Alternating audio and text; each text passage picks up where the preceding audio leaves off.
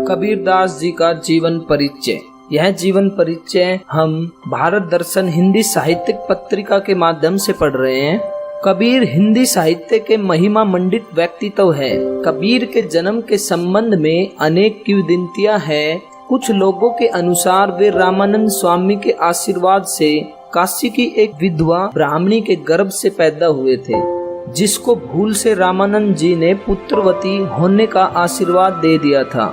ब्राह्मणी उस नवजात शिशु को लहरतारा तालाब के पास फेंक आई। कबीर के माता पिता के विषय में एक राय निश्चित नहीं है कि कबीर नीमा और नीरू की वास्तविक संतान थे या नीमा और नीरू के केवल इनका पालन पोषण किया है। कहा जाता है कि नीरू जुल्हे को यह बच्चा लहरतारा तालाब पर पड़ा पाया, जिसे वह अपने घर ले आया और उसका पालन पोषण किया। बाद में यही बालक कबीर कहलाया।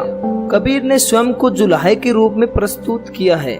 जाति जुलाहा, नाम कबीरा, बनी बनी फिरो उदासी। कबीर पंथियों की मान्यता है कि कबीर की उत्पत्ति काशी में लहरतारा तालाब में उत्पन्न कमल के मनोहर पुष्प के ऊपर बालक के रूप में हुई। ऐसा भी कहा जाता है कि कबीर जन्म से मुसलमान थे और युवा अवस्था में स्वामी रामानंद के प्रभाव से उन्हें हिंदू धर्म का ज्ञान हुआ।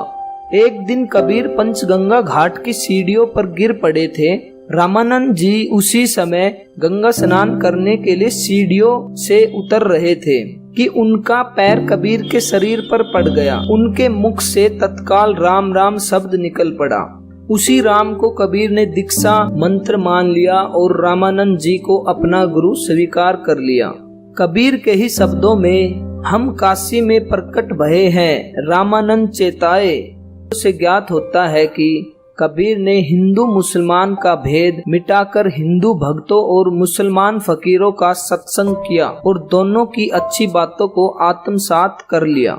जनश्रुति के अनुसार कबीर के एक पुत्र कमल तथा पुत्री कमाली थी। इतने लोगों की परवरिश करने के लिए उन्हें अपने घर पर काफी काम करना पड़ता था। साधु संतों का तो घर में जमावड़ा रहता ही था। कबीर को कबीर पंथ में बाल ब्रह्मचारी और वीरानी माना जाता है। इस पंथ के अनुसार कामात्य उसका शिष्य था और कमाली तथा लोई उनकी शिष्या। लोई शब्द का प्रयोग कबीर ने एक जगह कंबल के रूप में किया है। वस्तुतः कबीर की पत्नी और संतान दोनों थे।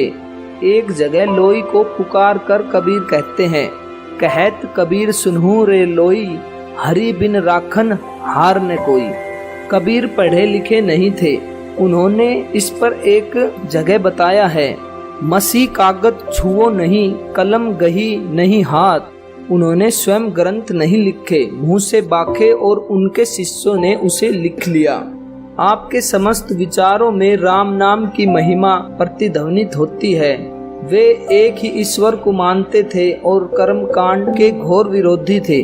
अवतार, मूर्ति, रोजा, ईद, मस्जिद, मंदिर आदि को वो नहीं मानते थे।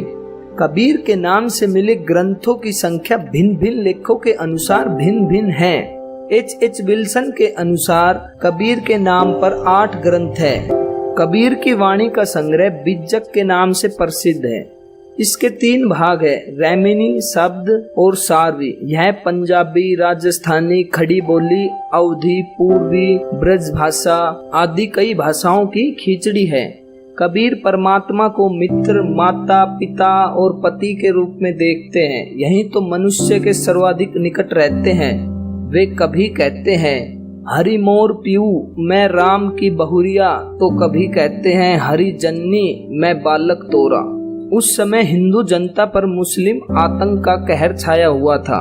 कबीर ने अपने पंथ को इस ढंग से सुनियोजित किया जिससे मुस्लिम मत की ओर झुकी हुई जनता सहज ही इनकी अनुयायी हो गई। उन्होंने अपनी भाषा सरल और सुबोध रखी ताकि वह आम आदमी तक पहुंच सके।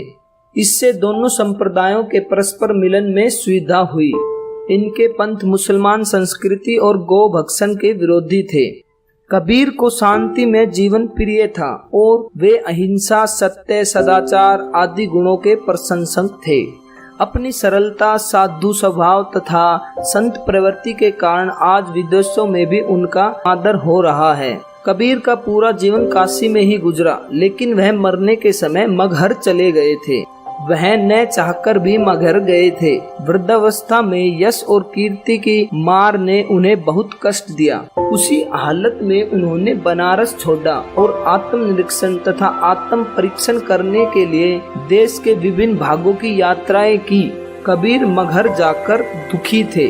उन्होंने एक जगह बताया है, अब कहूँ राम कवन गति मोरी, तजीले बनारस मती भाई मोरी। कहा जाता है कि कबीर के शत्रुओं ने उनको मगहर जाने के लिए मजबूर किया था। वे चाहते थे कि कबीर की मुक्ति न हो पाए, परंतु कबीर को तो काशी मरण से नहीं, राम की भक्ति से मुक्ति पाना चाहते थे। एक जगह उन्होंने बताया है, जो काशी तन तजय कबीरा, तो राम है कौन निहोटा। अपने यात्रा क्रम में ही वे कालिंजर जिले के पिथौराबाद शहर में पहुँचे। वहाँ रामकृष्ण का छोटा सा मंदिर था। वहाँ से संत भगवान गोस्वामी जिज्ञासु साधक थे, किंतु उनके तर्कों का भी एक पूरी तरह समाधान नहीं हुआ था। संत कबीर से उनका विचार विनिमय हुआ। कबीर की एक साखी ने उनके मन पर गहरा असर किया। बनते भागा बिहरे पड़ा, करहा अपनी बान, करहा बेदन कासो कहे, को करहा को जान। वन से भागकर बहेलिए के द्वारा खोए हुए गड्ढे में गिरा हुआ हाथी अपनी व्यथा किससे कहे। इस दोहे का अर्थ है, वन से भागकर बहेलिए के द्वारा खोए हुए गड्ढे में गिरा हुआ हाथी अपनी व्यथा किससे कहे।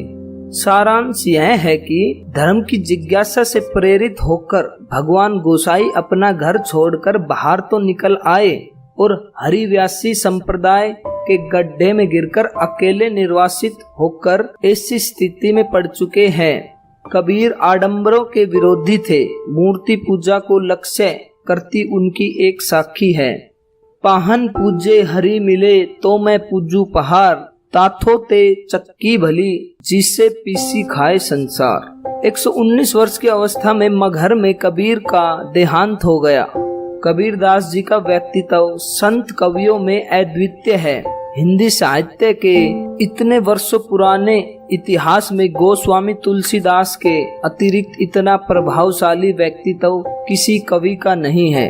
आखिरी में कबीरदास जी की कुछ पंक्तियां, साच बराबर तप नहीं, झूठ बराबर पाप, जाके हृदय साच है ताके हृदय आप।